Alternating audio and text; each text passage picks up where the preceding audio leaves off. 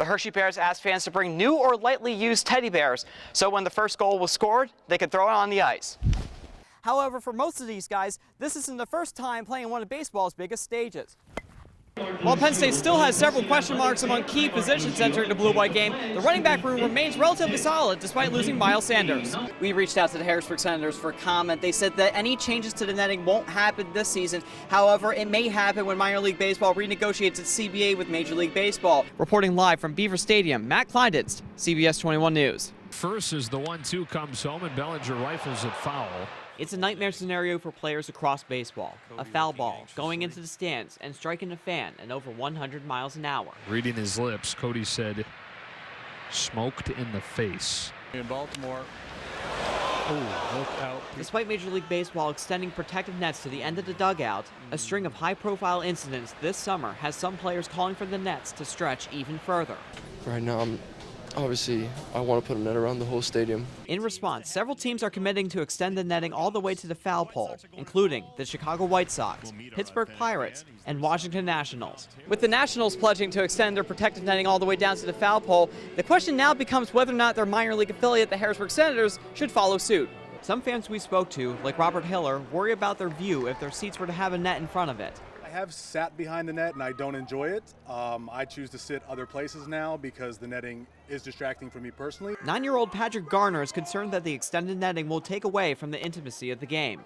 I know a lot of people do enjoy to catch foul balls and line drives and to get signatures right where that would be, and that would probably disappoint a lot of people. Despite these concerns, Robert admits that it's time for the Senators to address the issue for the safety of the fans. It's easy for people to say, pay attention to the game, get off your phones, but these things are coming off the bat 100 miles per hour these days. Even if you're paying attention, I saw somebody get hit in the face a couple weeks ago at a major league game in the upper deck. So, I mean, it just makes sense at this point. We reached out to the Harrisburg Senators for comment. They said that any changes to the netting won't happen this season. However, it may happen when minor league baseball renegotiates its CBA with Major League Baseball. The general manager of the Senators did say, though, that the change is inevitable. Reporting from F&B Field, Matt Klinedinst, CBS 21 News. The Redland Patriots are off to do something they haven't done since 1990, win a state baseball championship. However, for most of these guys, this isn't the first time playing one of baseball's biggest stages. We broke the attendance record and played in front of 46,000 people when we were 12 years old. So dealing with that at an early age definitely helped prepare us for big games later in life. We met up with the Patriots after their semifinal victory on Tuesday night and ran into a lot of familiar faces. 7 of the players on the roster were part of Redland's magical run in the 2015 Little League World Series, including Jaden Headline, Adam Kramer, and Cole Wagner. As they prepare for the championship in State College, they remember what seems so easy in Williamsport.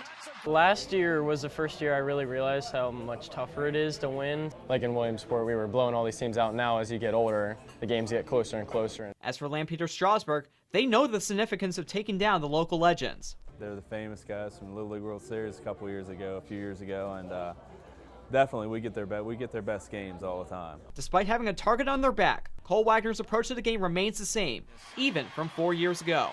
It's good to keep it loose. It's baseball, no matter what stage it's on, it's still baseball. But we're going to go out there and try and win this thing. Matt Klinedinst, CBS 21 Sports.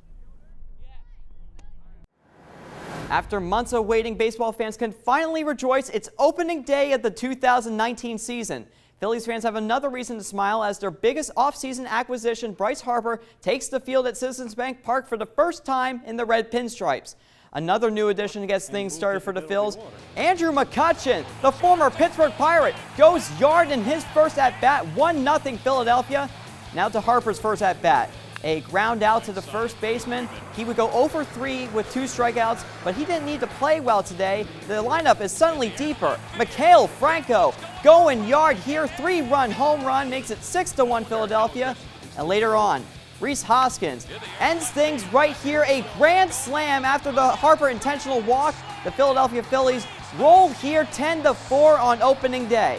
To the AL East, the Yankees are expected to be one of the best teams in the majors. The Baltimore Orioles, not so much. Luke Voigt gets New York started with a 3-run shot in the first inning. Bottom of the 5th, things aren't much better. This would be the only highlight for the Baltimore Orioles. A diving catch made by Joey Rickard, but the O's couldn't do much after that. Greg Bird, here in the 8th inning, His home run here drives the nail in the coffin. The final score, New York 7, Baltimore 2. A move to bolster up the backfield, the Philadelphia Eagles just acquired Jordan Howard from Chicago. Howard started as running back for the Bears and rushed for over 3,000 yards and 24 touchdowns in 3 years as a Bear. The Eagles traded a conditional 6th-round pick in the 2020 draft in exchange for Howard's services. To Thursday night's Sweet 16 game, Purdue facing Tennessee. It's Ryan Klein, his 6th three-pointer of the night, and gives the Boilermakers the lead. Under a minute to go in the game, Tennessee up by 3. Klein, the step back, and ties it up at 80 points. But Volunteers would respond here. The miss off the layup, Grant Williams puts it down and a 2-point lead. Last chance for Purdue, the three-pointer misses, but a foul here. He would make 2 of his 3 three-pointers, and Purdue would just have enough gas to get past Tennessee. They move on to the Elite Eight with a final score 99-94. And finally tonight, an NFL player is trading in his football jersey for a suit and tie. The New York Giants running back Robert Martin is spending time at the Scott Elementary School. The Harrisburg High alum is using the offseason as a substitute in the district. Martin said it's his way of giving back to the community. I told him, I said, your teachers want to see you guys succeed, and they're not out to get you. At the end of the day, they want to see you graduate and go off to college, and that's the biggest thing. Martin will report to the Giants camp on April 15th. That's a look at sports. I'm Matt Klinedinst.